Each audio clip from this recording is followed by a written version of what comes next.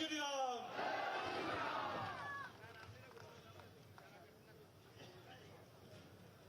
आपका जिनका आप सभी को बेसब्री से इंतजार था, वो केंद्रीय रक्षा मंत्री श्री राजनाथ सिंह जी हम सभी के बीच मौजूद है। इसलिए फिर से सभी जोरदार तालियों से इनका स्वागत करें ताकि दिल्ली तक पहुंचे मैसेज कि राजनाथ सिंह जी बसोली के मंच के अंदर मौजूद है। जोरदार तालियों से इनका स्वागत किया जाए।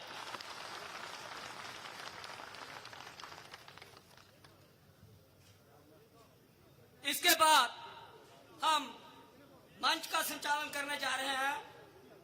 सबसे पहले राजनाथ सिंह जी को पहाड़ी जिला के प्रधान दर्शन सिंह जी उनको पगड़ी पहना के उनका स्वागत करेंगे। उसके साथ साथ तालियां उतनी देर बजनी चाहिए जितनी देर उनका स्वागत किया जाए। इसके बाद मैं सुमेश पोलिया जी से अनुरोध करूंगा कि वो हमारे प्रत्याशी डॉक्टर जितेंद्र सिंह जी को पगड़ी पहना के उनका सम्मान करें। तालियां जोरदार बजनी चाहिए। यही वो हमारे नेता हैं जो इस धरती को, इस इलाके को विकास की ओर लेके जाएगा। इनका जोरदार तालियों से स्वागत किया जाए।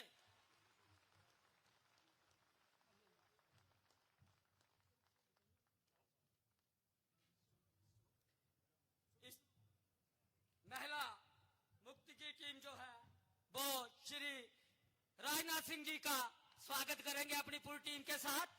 जोरदार तालियों से इनका भी स्वागत किया जाए। इसके बाद मैं वेलकम करने के लिए डीडीसी के चेयरमैन कर्नल माल सिंह जी के अनुरोध करूंगा कि वो शाल भेंट करें, जिसको हाल ही में जो है जीआई वो मिला है, टैग मिला है। इसलिए भी जोरदार तालियों का से स्वागत बनता है। जिसकी सारी जो है रहनुमाई उनके साथ मनियाल साहब भी हैं। सारा जो श्रेय है वो डॉक्टर जितेंद्र सिंह जी को जाता है, जिन्होंने इस पेंटिंग को विश्व प्रसिद्ध बना दिया है। उनके लिए जोरदार तालियां। और इसके साथ ही कर्नल मान सिंह जी अभी बसोली की ये हो गया उनका।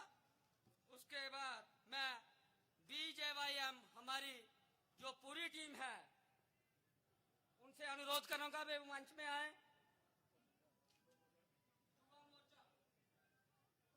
युवा मोर्चा टीम जो है हमारी,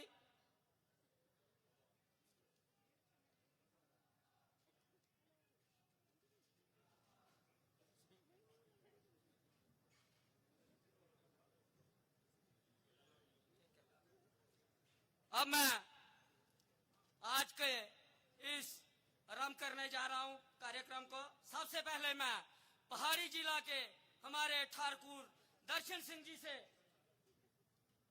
जे हमारे बादा साहब युवा मोर्चा के डिस्ट्रिक्ट जो है वो हमारे युवा मोर्चा के प्रधान हैं, वो शाल दे के जो है वो उनको भेंट कर रहे हैं। इसके बाद मैं पहाड़ी जिला के प्रधान ठाकुर दर्शन सिंह जी से विनती करूंगा कि वो आए और अपने विचार रखें। ठाकुर दर्शन सिंह जी। भारतीय जनता पार्टी।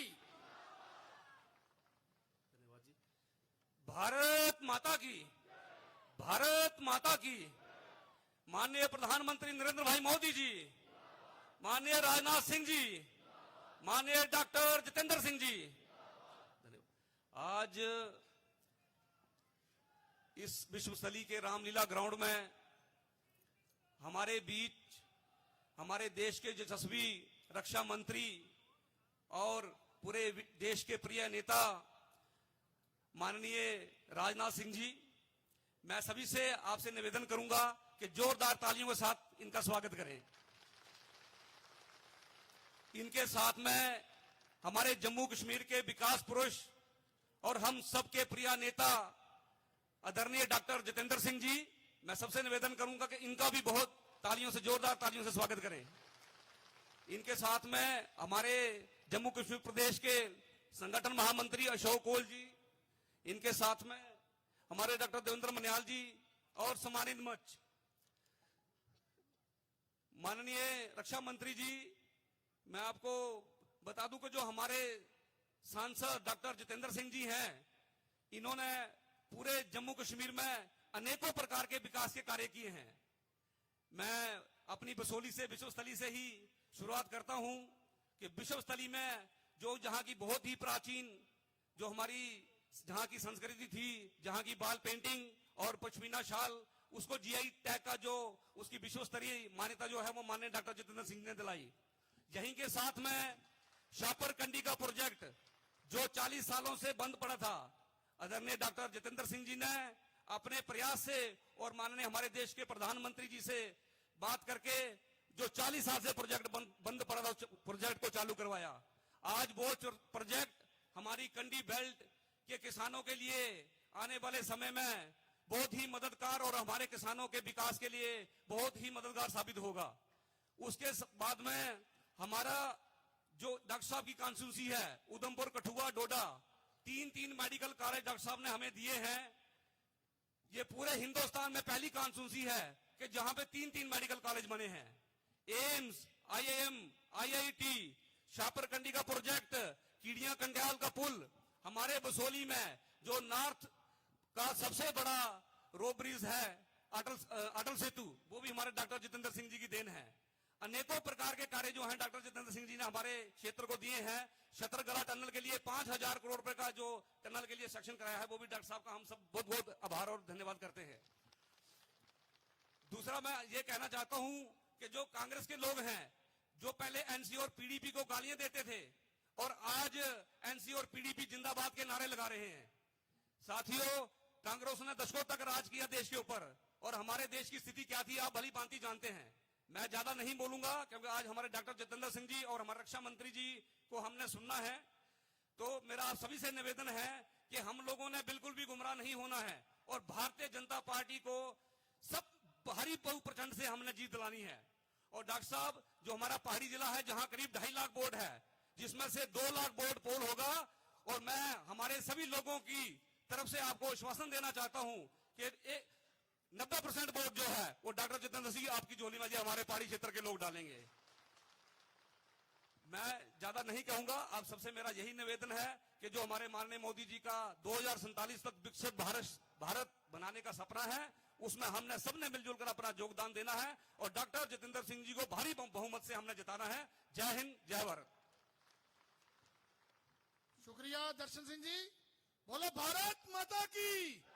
अब मैं निमंत्रण देना चाहता हूं माननीय डॉक्टर जितेंद्र सिंह जी, जो जम्मू की आवाज बनकर 2008 में संघर्ष में उन्होंने पूरी दुनिया में परचम लहराया था। मैं ऐसे अपने माननीय डॉक्टर जितेंद्र सिंह जी को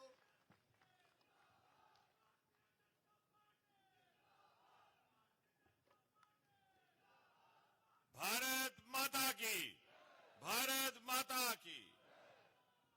देवी देवताओं की इस पावन धरती पर खूबसूरत पश्मीने और सांस्कृतिक चित्रकला के लिए विश्व विख्यात इस बसोली नगरी में रावी के तट पर खड़ा होकर के अभिनंदन करते हैं हम सब भारत सरकार के तेजस्वी रक्षा मंत्री, पूर्व में रहे भारतीय जनता पार्टी के राष्ट्रीय अध्यक्ष, पूर्व में रहे भारत सरकार के गृह मंत्री और पूर्व में रहे उत्तर प्रदेश के मुख्यमंत्री और हम सब के हृदय सम्राट, इस क्षेत्र से भली भांति परिचित परमादरणीय राजनाथ सिंह जी का। मान्यवर, यहां के लोगों को आपके साथ एक विशेष लगाव है। ये सदा आपके दर्शन के अभिलाषी रहते हैं और सदा आपके स्नेह और आपके प्रेम के मुंतजर। और इसका यह भी कारण है कि आपने भी हमेशा इनको एक खास तवज्जो दी है। सरकार बनने से पहले जब आप पार्टी के राष्ट्रीय अध्यक्ष थे, तब भी आपका बार बार यहां आना होता था। कोई ऐसा कार्यकर्ता नहीं जिसको आप व्यक्तिगत तौर पर जानते ना हो, जिसकी सुध बुध ना लेते हो। उसके उपरांत जब भारतीय जनता पार्टी की ओर से जम्मू कश्मीर की चिंता के लिए एक विशेष सांसदों का दल बना लगभग सन 2011 में, उसके भी मुखिया आप थे। कई दिनों तक आपने इस प्रदेश का विस्तृत प्रवास किया और हम में से कुछ एक कार्यकर्ताओं को आपसे साथ रहने के लिए रह करके बहुत कुछ सीखने को भी मिला। अभी हाल ही में जब आप गृह मंत्री थे तो पहली बार सीमावर्ती क्षेत्र के लोगों की चिंता का काम हुआ। उससे पहले आए दिन गोलीबारी हुआ करती थी, हमारे जवानों के सिर काट लिए जाते थे, इस तरफ से कोई जवाबी कार्रवाई ना होती। जो वहां से उखड़ जाते हमारे भाई बहन तो शरण लेने के लिए कहां जाना है उन्हें मालूम ना होता। कभी किसी पंचायत घर में, कभी किसी स्कूल में, कभी किसी रिश्तेदार के घर में।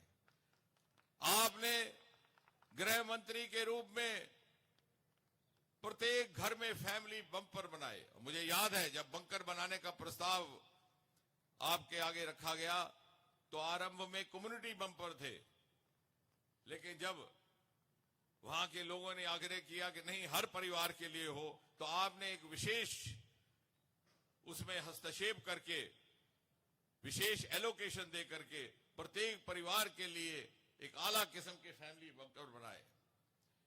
साथ ही साथ ये शिकायत आया करती थी कि सीमावर्ती क्षेत्र में रहने वाले युवाओं को इंटरनेट की फैसिलिटी नहीं क्योंकि टावर नहीं है, तो आपने वो टावर भी बनवाए।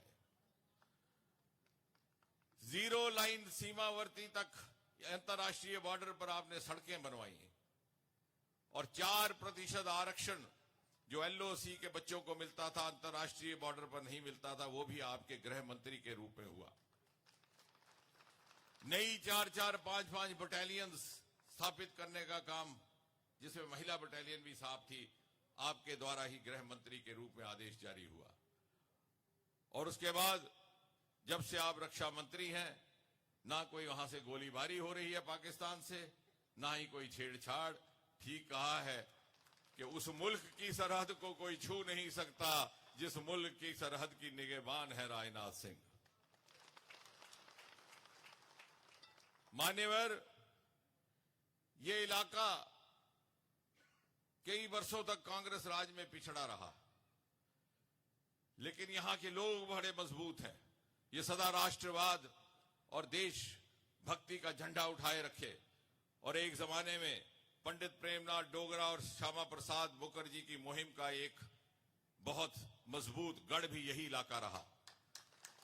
और शायद यही कारण था कि 50-60 वर्ष तक कांग्रेस और उसके सहयोगी दलों की सरकारों ने जानबूझ करके इस क्षेत्र की उपेक्षा की। यहां कोई विकास का कार्य ना हुआ, बल्कि राष्ट्रीय स्तर की चल रही परियोजनाओं को भी जानबूझ करके तुष्टीकरण की राजनीति के तहत रोक दिया गया। जैसा अभी हमारे जिला अध्यक्ष कह रहे थे, शाहपुर कंडी का प्रोजेक्ट, जिसके अंतर्गत इंडस वाटर ट्रीटी के अंतर्गत हमें अपने हिस्से का दरियाए रावी का पानी मिलना था, वो भी रोक दिया गया ताकि इस क्षेत्र की सिंचाई ना हो सके और वो सारा का सारा पानी पाकिस्तान जाता रहा। ये मोदी जी के आने के बाद 2014 में प्रधानमंत्री मोदी जी के व्यक्तिगत हस्तक्षेप से आज वो प्रोजेक्ट भी कायम हो गया। पिछले 10 वर्षों में जो ये काम यहां हुए हैं, वो तर्क, तथ्य और तुलना के साथ प्रमाणित किया जा सकता है कि उससे पहले के 60-70 वर्षों में ना हुए। यदि इसी क्षेत्र की आप बात करें तो यहां कुछ ही किलोमीटर दूर दरियाए रावी में उत्तर भारत का पहला केबल स्टेल्ड अटल सेतु पुल, वो भी मोदी सरकार के आने के बाद निर्माणित हुआ। यहां के पश्मीना और यहां की पेंटिंग को भी जीआई टैग मोदी जी के आने के बाद प्राप्त हुआ। और यहां पास ही से बसोली, बन्नी, भद्रवाह जाने वाली हाईवे का काम इसी सरकार में 10 साल के भीतर प्रारंभ हुआ। और छत्तरगला का टनल जो 4000 करोड़ रुपए की लागत से बनने वाला है और जिसकी मांग कई वर्षों से थी, उसका भी काम शीघ्र ही शुरू होने वाला है। और मात्र 3 घंटे में कोई भी मुसाफिर दिल्ली से पठानकोट और 3.5 घंटे में डलहौजी पहुंच जाएगा। यानी यहां का एक नया डीएनडी निर्माणित होने की योजना आप ही की सरकार के द्वारा हुई है। इतना ही नहीं, यदि आप इस पूरे के पूरे कॉन्स्टिट्यूएंसी की बात करें तो ये बहुमुखी क्षेत्र है। कहीं नाले हैं, कहीं पगडंडियां, कहीं पहाड़ हैं, कहीं झरने, कहीं नदियां हैं, कहीं मैदान। लेकिन उसके बावजूद भी पिछले 10 वर्षों में आज इसका हिंदुस्तान की तमाम लोकसभा क्षेत्रों में से सबसे अधिक विकसित क्षेत्रों में शुमार किया जाता है। पिछले 3 वर्षों में पीएमजीएसवाई स्कीम के अंतर्गत देहाती सड़कों के निर्माण में यह क्षेत्र पहले 3 दर्जे में रहा है पूरे हिंदुस्तान में। रेल का सबसे ऊंचा दुनिया का पुल जिसका जिक्र प्रधानमंत्री मोदी जी ने G20 में भी किया था, वो भी इसी क्षेत्र में निर्माणित हुआ। एशिया की सबसे लंबी सड़क की सुरंग चनैनी से नाशरी, जिसका नाम पहली बार श्यामा प्रसाद मुखर्जी के नाम पर रखा गया, उसका भी निर्माण यहीं पर हुआ। उत्तर भारत का पहला इंडस्ट्रियल बायोटेक पार्क, वो भी इसी क्षेत्र में। उत्तर भारत का पहला होम्योपैथी कॉलेज, वो भी इसी क्षेत्र में। और शायद वाहिद एक ऐसा क्षेत्र जहां 1 नहीं, 2 नहीं, 3 केंद्रीय सहयोग से मेडिकल कॉलेज खोले गए। उत्तर भारत का पहला नदी सुंदरीकरण का देविका प्रोजेक्ट, वो भी इसी क्षेत्र में। और बैंगनी क्रांति, पर्पल रेवोल्यूशन, जिसने देश को लेवेंडर स्टार्टअप का नया आयाम दिया, जिसकी झलक हमने 26 जनवरी को कर्तव्य पथ पर देखी, वो भी इसी क्षेत्र से जन्मा हुआ, भद्रवा से, जहां पिछली बार आपकी एक सभा भी हुई थी। और ये सब कार्य पिछले 10 वर्षों में हुए, क्योंकि मोदी जी के नेतृत्व में इस सरकार ने यह संकल्प किया था कि जो जो क्षेत्र पिछली सरकारों की उपेक्षा के शिकार रहे, उन्हें विकसित कर करके बराबर के दर्जे में लाना है। अब चूंकि चुनाव का माहौल है और कांग्रेस और उसके सहयोग के पास कोई मुद्दा नहीं, तो आए दिन एक नया शगुफा उड़ाते हैं। सुबह उड़ता है, शाम तक वो खुद ब खुद ठंडा हो जाता है। अब 2-1 दिन से ये कहा गया, क्योंकि आपने गृह मंत्री के रूप में जितनी चिंता विस्थापित समाज की है माननीय राजनाथ सिंह जी, इतनी पहले ना हुई थी। चाहे वो पाकिस्तान अधिकृत जम्मू कश्मीर से आए हुए विस्थापित थे, चाहे वो पाकिस्तान के शरणार्थी थे, चाहे वो कश्मीरी पंडित विस्थापित थे। और 2-1 दिन से ये शगुफा उड़ा कि मोदी सरकार तो अब उनकी जमीनें ही ले जाएगी। और शगुफा उड़ाने वाले कौन महानुभाव, जिन्होंने गरीबों की जमीनें हड़पी हुई हैं, अभी तक केस चल रहे हैं। मैं माननीय रक्षा मंत्री जी को साक्षी मान करके ये बात कहना चाह रहा हूं कि 254C सेक्शन, जिसको लेकर के ये अफवाहें उड़ा जा रही हैं, उसमें कोई तथ्य नहीं है। कोई भी ऐसा निर्णय मोदी सरकार के होते नहीं लिया जाएगा जिससे किसी भी वर्ग के हित को नुकसान पहुंचता हो।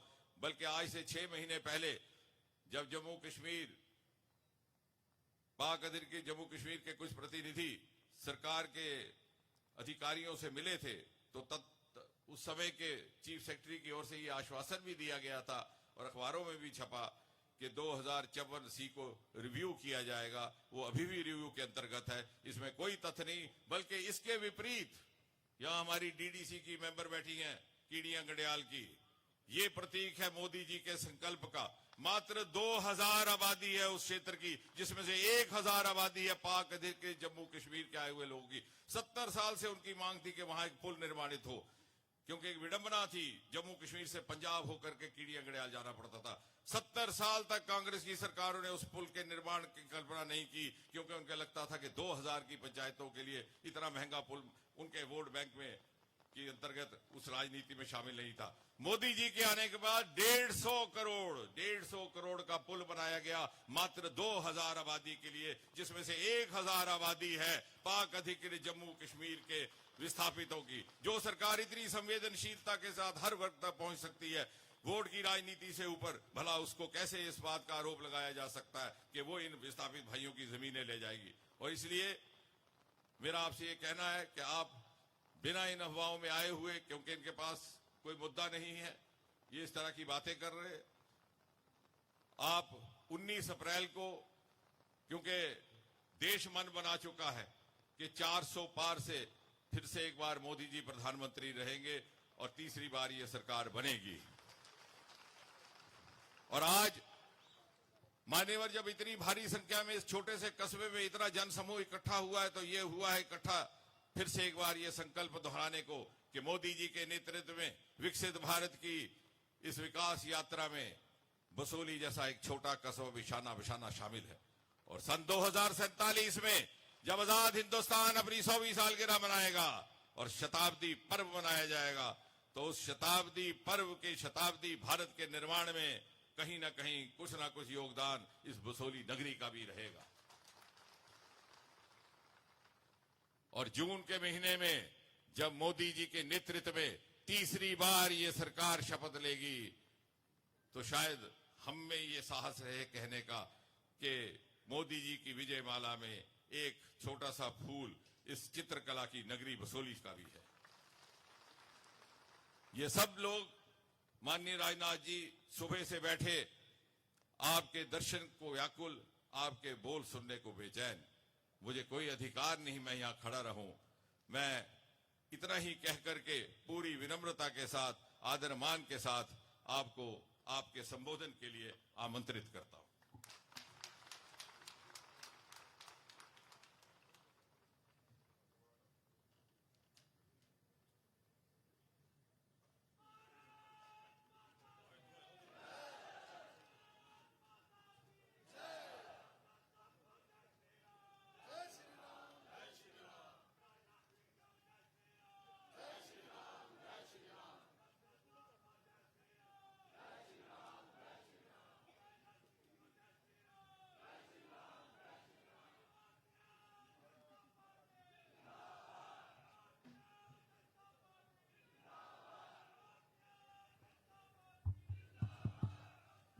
बोलिए। ना ना, आवाज नहीं आ रही।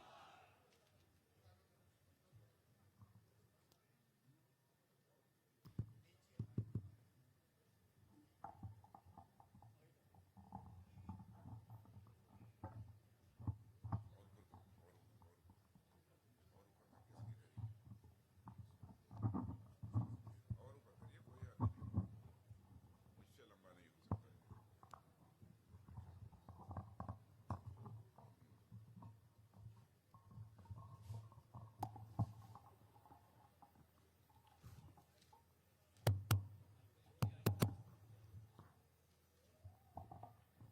हेलो, आवाज आ रही है? एकदम दुरुस्त है। आपके सांसद और भारत सरकार में मंत्री doctor Jitendra Singh ji, general secretary Shri Ashok ji Kaul, general secretary doctor M K. Manyal. हाँ, नहीं, आवाज तो मुझे ही नहीं सुनाई दे रही, तो आप लोगों को कैसे सुनाई देगी?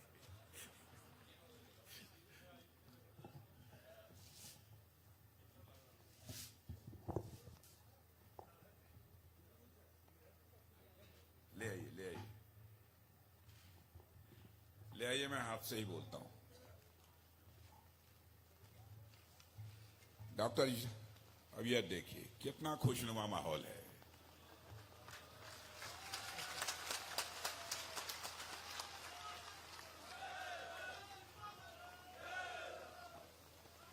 ये डॉक्टर जितेंद्र सिंह जी का करिश्मा है।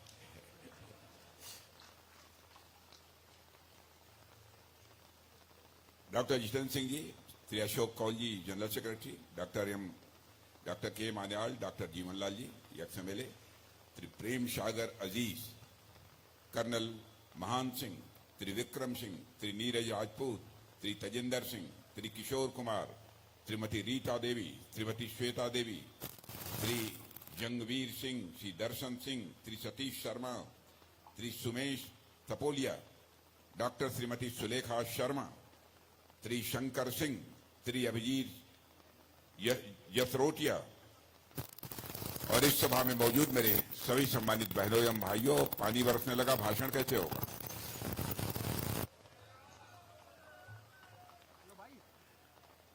वैसे आप इतना ही कहना चाहूंगा बहनों भाइयों, शायद ये पहली बार इस स्थान पर किसी सार्वजनिक सभा को संबोधित करने के लिए आप लोगों के सामने खड़ा हुआ हूं।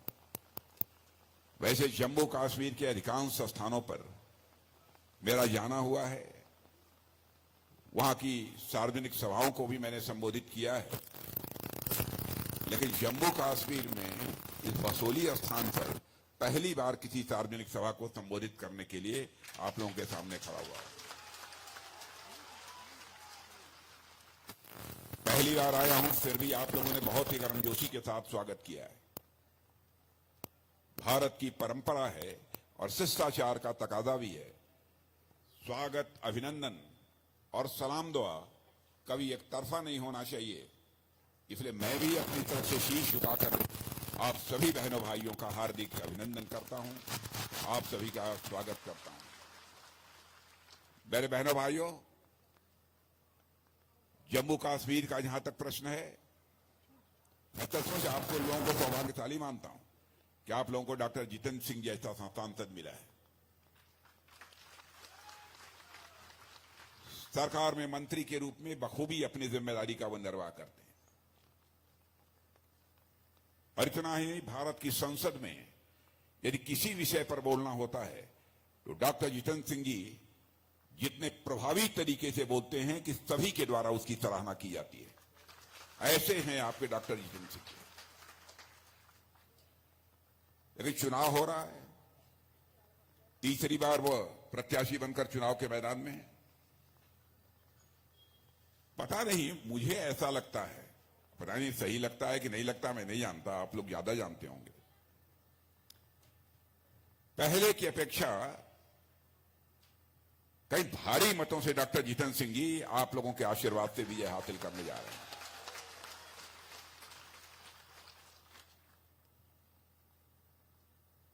जहां तक मोदी जी की सरकार का प्रश्न है, भारत ही नहीं सारी दुनिया इस सच्चाई को स्वीकार करती है कि भारत तेजी के साथ आगे बढ़ रहा है।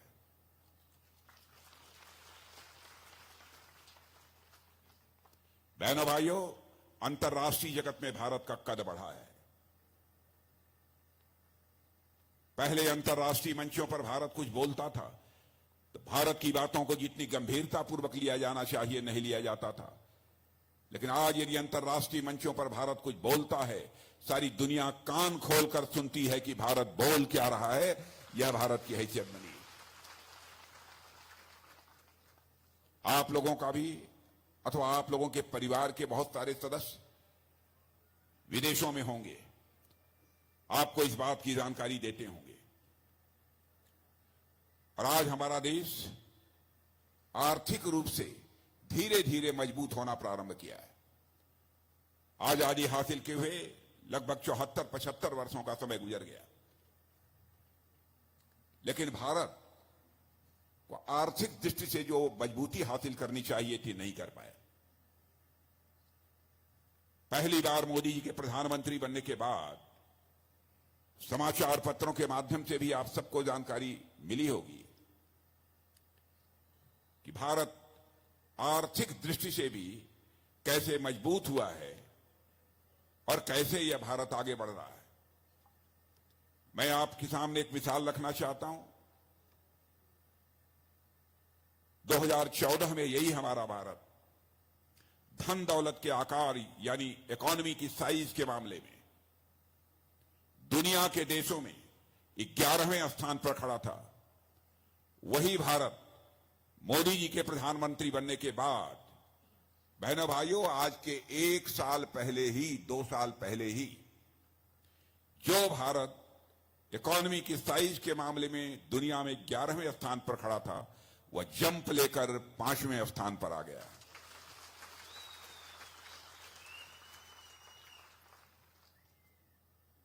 और सारी दुनिया के अर्थशास्त्री मानते हैं, दुनिया की जानी मानी फाइनेंशियल फर्म्स भी मानती है, उनका दावा है भारत जिस तेजी के साथ आगे बढ़ रहा है, इस सच्चाई को नकारा नहीं जा सकता कि 2026 समाप्त होने के बाद 2027 आते आते यही भारत इकोनॉमी की साइज या अर्थव्यवस्था के आकार के मामले में दुनिया की टॉप 3 कंट्रीज में आकर खड़ा हो जाएगा। सारे विश्व में सर्वाधिक तेजी से आगे बढ़ने वाली अर्थव्यवस्था किसी देश की है मेरे बहनों भाइयों, तो भारत की है। हम लोग कितने सौभाग्यशाली हैं कि ऐसा एक सशक्त नेतृत्व मिला है। और जिस पार्टी से हम लोग आते हैं, आप लोग भी अच्छी तरह जानते हैं, हम लोग जो कहते हैं वह करते हैं। हमारे कृति और कथन में कभी अंतर नहीं रहा है। मैं समझता हूं आजादी हासिल होने के बाद कांग्रेस के नेताओं ने इस देश की जनता के साथ जितने वादे किए, यदि आंशिक रूप से भी अपने वादों को पूरा कर दिया होता तो आज के 20-25 साल 30 साल पहले ही भारत दुनिया के ताकतवर देशों की कतार में आकर खड़ा हो गया होता। लेकिन उन्होंने कहा कुछ किया कुछ। बराबर अन्य राजनीतिक पार्टियों ने अपने चुनावी घोषणा पत्र जारी किए, बहुत लंबे चौड़े वादे भी जनता से किए, लेकिन सरकारें बन जाने के बाद उन्होंने अपने वादे को पूरा नहीं किया। लेकिन मैं आपसे अपील करना चाहता हूं, बहनों भाइयों, भारतीय जनसंघ के रूप में जब हम लोगों ने यात्रा प्रारंभ की थी, उस समय से लेकर आज तक हमारे चुनावी घोषणा पत्र को उठाकर कोई देख ले। जब सरकार नहीं बनी थी तो उस समय तो नहीं कर पाए, लेकिन हम बार बार कहते रहे, जब भी हमारी सरकार बनेगी, इस जम्मू कश्मीर, इसे धारा 370 के तहत एक विशेषाधिकार प्राप्त है, इस धारा 370 को हम समाप्त करेंगे और जम्मू कश्मीर का भी वही दर्जा होगा जो हिंदुस्तान के अन्य राज्यों का दर्जा होगा। हम लोगों ने इसे पूरा किया। हम लोगों ने कहा था, 1984 से नारे लगाते चले आ रहे थे कि रामलला हम आएंगे, मंदिर हम ही बनाएंगे। तो लोग ये कहते थे, हमारे विरोधी दल के लोग, रामलला हम आएंगे, मंदिर वहीं बनाएंगे, लेकिन तारीख नहीं बताएंगे। लेकिन बहनों भाइयों, आपने देखा वो तारीख आ गई है। अयोध्या की धरती पर भव्य राम का मंदिर बनकर तैयार हो गया और 22 जनवरी को ही हमारे प्रधानमंत्री ने उसकी प्राण प्रतिष्ठा कर दी।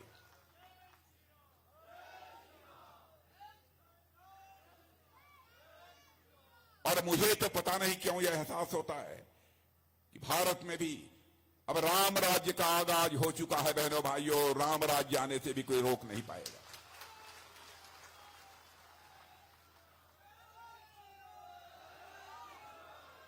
राम राज्य का मतलब क्या होता है? राम राज्य का मतलब लोगों के अंदर कर्तव्य बोध पैदा हो, अपने कर्तव्य के प्रति जागरूकता पैदा हो, अधिकार बोध नहीं। सारा संकट पैदा हुआ था कैकेयी को जब अधिकार बोध हुआ था, शेष सभी लोग जितने थे अपने कर्तव्य का पालन कर रहे थे। ऐसी स्थिति भारत में भी अब धीरे धीरे पैदा हो रही है। जब सरकार में बैठे हुए लोग अपने कर्तव्य का पालन करेंगे, उसे अधिकार समझकर काम नहीं करेंगे, कर्तव्य के प्रति अपने जागरूक रहेंगे, तो सारा हिंदुस्तान, मैं समझता हूं सारे भारत के नागरिक भी धीरे धीरे जागरूक होते जाएंगे, उन्हें कर्तव्य बोध होता जाएगा। और मैं भारतीय जनता पार्टी के संबंध में बतलाना चाहता हूं, हम लोग भी राजनीति करते हैं, हम लोगों के अंदर भी एक कर्तव्य बोध है। हम राजनीति करते हैं तो केवल सरकार बनाने के लिए राजनीति नहीं करते हैं।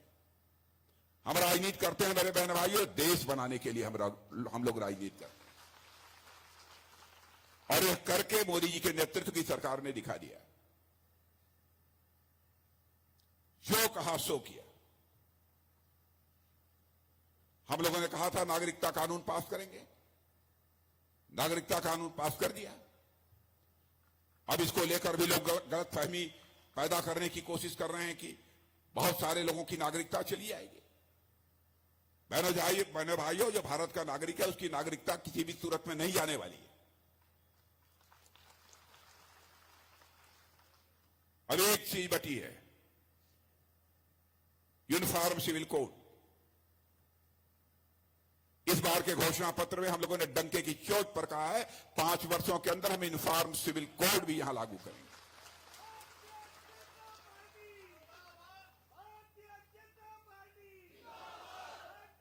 इस देश में समान नागरिक संहिता क्यों नहीं होनी चाहिए, इसका किसी के पास कोई तर्क नहीं है। इसीलिए मैं कहता हूं कि जो हम लोगों ने कहा वह किया। और मैं जानता हूं आजाद भारत में बहुत बड़ा संकट पैदा हुआ था कि नेताओं के कहने और करने में अंतर होने के कारण ही भारत की राजनीति और भारत के नेताओं पर से जनता का विश्वास धीरे धीरे समाप्त होता चला गया। जो कहता कुछ था और करता कुछ था, उसको लोग कहते थे ये नेता है, यानी जो झूठ बोले वही नेता है। यह धारणा बनी हुई थी। मैंने भाइयों, मैं डंके की चोट पर कह सकता हूं, इस धारणा को तोड़ने का काम यदि किसी ने किया है तो भारतीय जनता पार्टी ने किया है।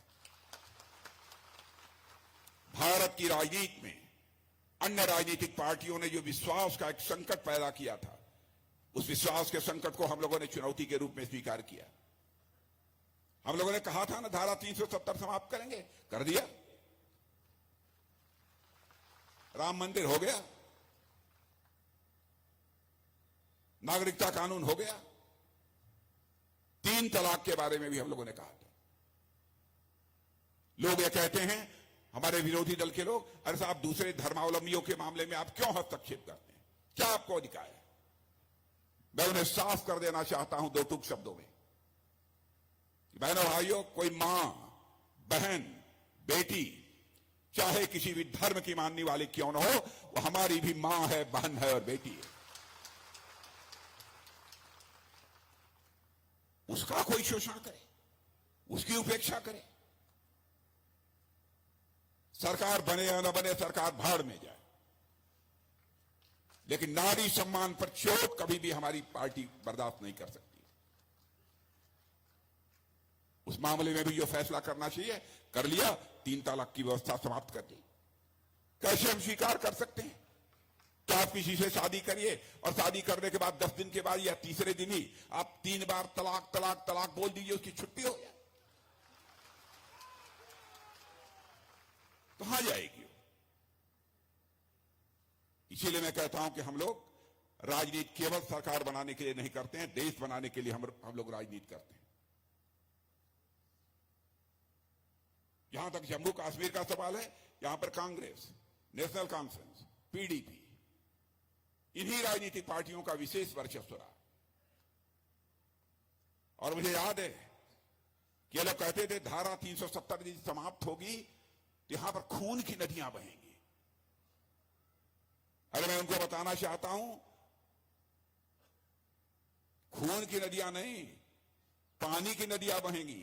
और ऐसे ही जिस तरीके से जम्मू कश्मीर का विकास हो रहा है, तो जम्मू कश्मीर में दूध की नदियां बहेंगी, खून की नदियां नहीं बहेंगी। अरे जी, मैं कहूं कि सचमुच हमारे मोदी जी ने जम्मू के लोगों को उनका हक सूद सहित वापस किया है, तो यह कहना भी अतिशयोक्तिपूर्ण नहीं होगा। मेरे बहनों भाइयों,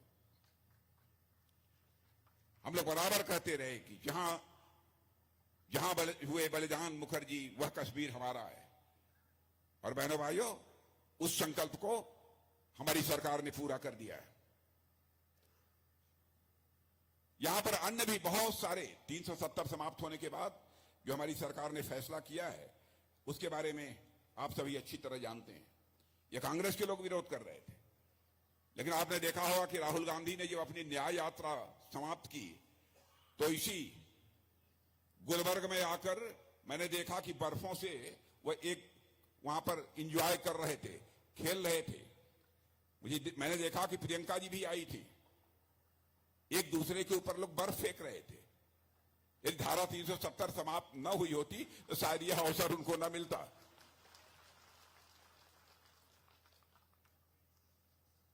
और जिस प्रकार से अमन अमान की स्थिति यहां पर पैदा हुई है, बहनों भाइयों, उसकी जितनी भी सराहना की जाए वह कम है। और इसकी चर्चा केवल भारत की सीमाओं तक ही सीमित नहीं है, दुनिया के दूसरे देशों में भी है। मुझे याद है कि पहले यहां पर मां वैष्णो देवी के दर्शन के लिए जब श्रद्धालु आते थे तो उनके बस की चेकिंग होती थी, उनके बैग की चेकिंग होती थी। लेकिन आज इस चेकिंग सिस्टम को हम लोगों ने समाप्त कर दिया, कोई जरूरत नहीं होती है। जो श्रद्धालु माता रानी का दर्शन करना चाहता है, माता रानी का दर्शन समाप्त कर सकता है। अब जम्मू कश्मीर फुल स्पीड से आगे बढ़ रहा है। मैं उन सब सारी परियोजनाओं की यहां पर चर्चा नहीं करना चाहूंगा, जिसकी चर्चा अभी हमारे डॉक्टर साहब ने की है। लेकिन महबूबा जी, मैं आपको याद दिलाना चाहता हूं आपने कहा था यदि धारा 370 समाप्त होगी यहां पर भारत का तिरंगा उठाने वाला कोई नहीं मिलेगा। आज तिरंगा जम्मू कश्मीर के कोने कोने में लहरा रहा है।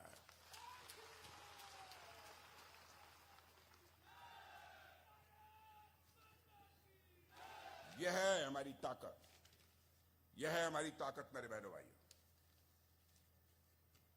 और आज मैं आपसे कहना चाहता हूं हमारे प्रधानमंत्री ने बहुत सारे काम किए। शायद ही ऐसा कोई हमारे देश में बचा होगा जो सरकारी योजनाओं का किसी न किसी रूप में वह लाभार्थी न हो। गरीबों का अथवा मध्यम वर्गीय लोगों का जहां तक प्रश्न है, आप उनके बारे में भी जानते हैं कौन सी सुविधाएं मिली हैं। मैं जम्मू कश्मीर में भी जानता हूं बहुत सारे ऐसे घर हैं जहां पर कि नल के माध्यम से जल नहीं पहुंचता था। नल के माध्यम से घरों में जल पहुंचना चाहिए सारे देश में। पहली बार किसी प्रधानमंत्री ने चिंता की तो हमारे संवेदनशील प्रधानमंत्री मोदी जी ने चिंता की इसकी। आपने देखा होगा कि राजस्थान, मध्य प्रदेश, छत्तीसगढ़, झारखंड के कई ऐसे जिले हैं मेरे बहनों भाइयों की माताएं बहनें दूर दराज किसी नाले से, किसी नदी से घड़ों में पानी भरकर और घड़े पर घड़ा रखकर अपने सिर के ऊपर वो पानी लेकर आती थी और अपने घर की आवश्यकताओं को पूरा करती थी। लेकिन महिलाओं को जिन कठिनाइयों का सामना करना पड़ता था उसका एहसास यदि किसी को पहली बार हुआ भारत की राजनीति में तो हमारे प्रधानमंत्री मोदी जी को हुआ। और उन्होंने कहा चाहे जो कुछ भी हो, जितना पैसा लगेगा हम लगाएंगे, लेकिन हम हर घर में नल के माध्यम से जल पहुंचाएंगे। और मैं आज आप लोगों से भी कहना चाहता हूं यदि किसी का घर यहां छूट गया होगा बहनों भाइयों, आप पक्का विश्वास रखिए आपके घर में भी नल के माध्यम से जल पहुंचकर रहेगा, एक भी घर शेष नहीं बचेगा। किसी ने कभी चिंता नहीं की। हर व्यक्ति के सिर पर एक पक्की छत होनी चाहिए। जम्मू कश्मीर में तो उतना नहीं देखने को मिलता है, लेकिन देश के दूसरे राज्यों में चले जाइए, पहले अधिकांश कच्चे मकान लोगों को देखने के मिलते थे। प्रधानमंत्री ने संकल्प लिया एक भी परिवार शेष नहीं बचेगा जिस परिवार को अपना सिर ढकने के लिए पक्का छत मुहैया हो जाए। 4 करोड़ से अधिक पक्के मकान बनकर लोगों को मुहैया हो गए, मिल गए। और इस बार के घोषणा पत्र में यह भी संकल्प लिया है कि आगे भी 4 करोड़ घर बनेंगे, यानी हिंदुस्तान में एक परिवार भी शेष नहीं बचेगा जिस परिवार को अपना सिर ढकने के लिए पक्का छत मुहैया हो जाए। एक परिवार भी शेष नहीं बचेगा। आयुष्मान भारत योजना मैंने देखा है गरीब छोड़िए, मध्यम वर्गीय परिवारों में लोग बीमार पड़ जाते थे, पैसे के अभाव में अपना इलाज नहीं करा पाते थे, क्योंकि अब इलाज भी कितना महंगा हो गया है। प्रधानमंत्री ने फैसला किया कि आयुष्मान भारत योजना लागू करेंगे और गरीबों के 5 लाख रुपए तक का मुफ्त इलाज किया जाएगा। यह सिलसिला भी भारत में प्रारंभ किया। और आज आपको बतलाना चाहता हूं, कल जो चुनावी घोषणा पत्र बना है उस घोषणा पत्र की कमेटी का चेयरमैन मैं ही था। प्रधानमंत्री जी ने अपनी संवेदना व्यक्त करते हुए उस समय कहा कि राजनाथ जी जो घोषणा पत्र बन रहा है उसमें एक बात ये जरूर डाल दीजिए कि 70 वर्ष की आयु के चाहे किसी इनकम ग्रुप के हों, चाहे किसी जाति के हों, सभी को आयुष्मान भारत की सुविधा मुहैया कराई जाएगी। 4 जून को के बाद जब आपकी सरकार बनेगी बहनों भाइयों, तो मैं समझता हूं कि जुलाई से जितने भी हमारे इस प्रकार के 70 साल की आयु से अधिक के लोग हैं, एक परिवार में 4 लोग हैं तो चारों को आयुष्मान भारत की सुविधा उपलब्ध होगी, यानी 5 लाख रुपए तक का मुफ्त इलाज। मैं याद दिलाना चाहता हूं आपकी कोविड के संकट की। विश्व के अधिकांश देश कोविड के संकट से प्रभावित थे। भारत की हालत तो यह थी कि यहां पर कोविड के संकट से निजात दिलाने के लिए हमारे पास वैक्सीन नहीं थी ताकि लोगों को टीका लगाया जा सके। प्रधानमंत्री ने चटपट वैज्ञानिकों से संपर्क किया, स्वयं जाकर बेंगलुरु में उनकी हौसला अफजाई की, और वैज्ञानिकों ने एक बार संकल्प लिया, तो संकल्प लिया तो आज मैं दावे के साथ कह सकता हूं कि भारत में शायद ही ऐसा कोई नागरिक हो जिसे कि कोविड की वैक्सीन की कम से कम 2 डोज नहीं तो 3 डोज निश्चित रूप से लगी होगी। दुनिया के धनवान देशों में भी मैं जानता हूं वहां के सभी लोगों को कोविड वैक्सीन की 2 डोज 3 डोज नहीं लगी है तो केवल और केवल हमारे देश भारत में लगी है। मेरे बहनों, ये हमारी स्थिति है। और भारत की मान्यता सारी दुनिया में कैसे बढ़ी है, एक घटना की आपको जानकारी देना चाहता हूं। रूस और यूक्रेन के बीच इस समय युद्ध चल रहा है। हमारे भारत के बहुत सारे बच्चे वहां, कोई मेडिकल की पढ़ाई कर रहा है, कोई इंजीनियरिंग का कोर्स कर रहा है, कोई मैनेजमेंट का कोर्स कर रहा है। बराबर रूस की तरफ से मिसाइलें चल रही थी, यूक्रेन की तरफ से भी चल रही थी, बम गोले सब चल रहे थे, बड़ी संख्या में लोग मारे जा रहे थे। स्वाभाविक रूप से जो बच्चे विदेशों में पढ़ते थे उनके माता पिता परिवार के सदस्यों ने मांग करनी शुरू की, मोदी जी चाहे जैसे हो हमारे बच्चों को यूक्रेन से आप बाहर निकालिए। बहनों भाइयों, हमारे प्रधानमंत्री ने रूस के राष्ट्रपति से बात की, यूक्रेन के राष्ट्रपति से बात की, अमेरिका के राष्ट्रपति से बात की। 4.5 घंटे के लिए युद्ध रुक गया और हमारे 22,500 बच्चे यूक्रेन से चलकर भारत आ गए।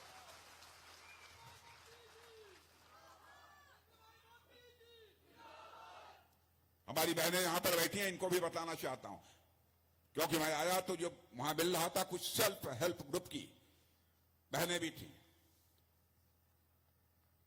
सेल्फ हेल्प ग्रुप के माध्यम से बहनों भाइयों अब तक 1 करोड़ बहनों को लखपति बनाने का काम किसी सरकार ने किया है तो मोदी जी की सरकार ने किया। और हम लोगों का संकल्प है कि ऐसी 3 करोड़ बहनों को हम लखपति बनाएंगे। बहनों भाइयों, 3 करोड़ बहनों को हम सेल्फ हेल्प ग्रुप के माध्यम से लखपति बनाएंगे। बड़े संकल्प को लेकर हम लोग काम कर रहे हैं। और मैं यह भी आपको दिलाना चाहता हूं, राजनीतिक पार्टियां किस तरीके से आजाद भारत में जनता को गुमराह करती रही हैं। कांग्रेस की पार्टी ने पहले ही प्रारंभ से 51 से यह कहना प्रारंभ कर दिया था, हमारी सरकार बना दो, भारत की गरीबी समाप्त कर देंगे, गरीबी दूर कर देंगे। नेहरू जी ने भी कहा, इंदिरा जी ने भी कहा, राजीव गांधी ने कहा, जो आते थे सब गरीबी ही दूर करते थे। कोई गरीबी दूर नहीं कर पाया। लेकिन मैं कह रहा हूं, और मैं ही नहीं कह रहा हूं, बल्कि यहां की बड़ी बड़ी वित्तीय संस्थाएं, नीति आयोग यह दावा कर रहा है कि आजाद भारत में पहली बार इतने कम समय में 25 करोड़ लोगों को गरीबी रेखा से बाहर करने में कामयाबी किसी ने हासिल की है तो मोदी जी के नेतृत्व की सरकार ने यह कामयाबी हासिल की है। भारत के बारे में धारणा बदल गई है। बहनों, पहले भारत माना जाता था सॉफ्ट स्टेट है, लेकिन अब लोग जानते हैं भारत का चरित्र है। भारत ने आज तक न तो दुनिया किसी देश पर कभी कोई आक्रमण किया है, न दुनिया के किसी देश की 1 इंच जमीन पर कब्जा किया है। यह भारत का चरित्र रहा है। लेकिन आपने देखा जब उरी और पुलवामा की घटना हुई तो उस समय भारत का चरित्र लोगों को समझ में आ गया होगा कि क्या है।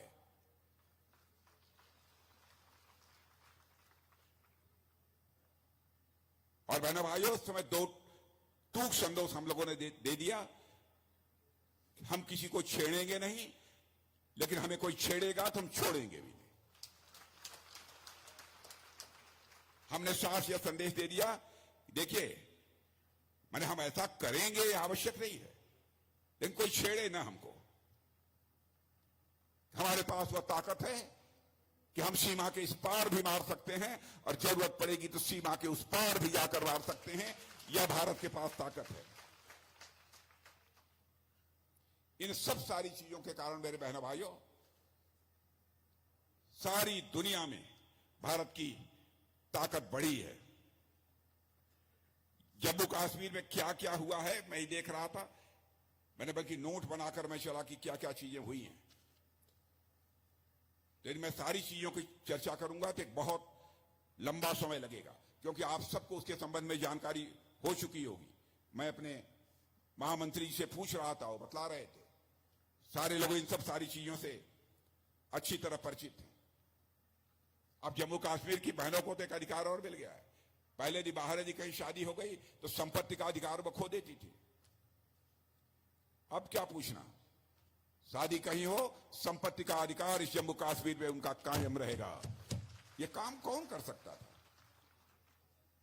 यह काम यदि कोई कर सकता था तो बहनों भाइयों, हम ही लोगों की सरकार कर सकती थी। क्या क्या विकास हुए हैं इसके संबंध में बहुत सारी चर्चाएं हमारे डॉक्टर जितेंद्र सिंह जी ने आप सबके सामने कर दी हैं, इसलिए उसके विस्तार में जाकर मुझे चर्चा करने की आवश्यकता नहीं है। आज तो मैं लगातार, हम लोग सारे देश भर में दौरे पर हैं। आज डॉक्टर जितेंद्र सिंह जी का आग्रह था कि आप हमारे यहां भी एक बार आ जाइए, तो मैं आ गया, लेकिन माइक थोड़ी गड़बड़ हो गई और इसमें मुझे बोलने में भी प्रॉब्लम हो रही है, क्योंकि हाथ में माइक पकड़कर बोलना, बहुत सारी चीजें अपने आप भूलने लगती हैं, ये मजबूरी है। लेकिन इसमें किसी का दोष नहीं है, कभी कभी हो जाती है गड़बड़ी इस प्रकार की। लेकिन मैं आप सबसे यही अनुरोध करना चाहता हूं कि डॉक्टर जितेंद्र सिंह जी को, अरे अनुरोध करने की भी लगता है मुझे कोई जरूरत नहीं है, आप लोगों ने मन बना लिया है कि डॉक्टर जितेंद्र सिंह जी को भारी मतों से हमको बीए दिलाकर भेजना।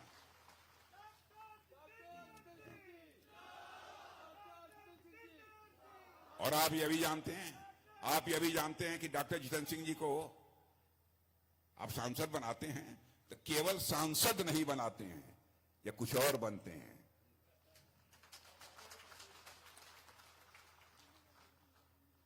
इसलिए बहनों भाइयों, आज के अवसर पर इससे ज्यादा कुछ न कहते हुए आप सभी को धन्यवाद देते हुए अपना निवेदन समाप्त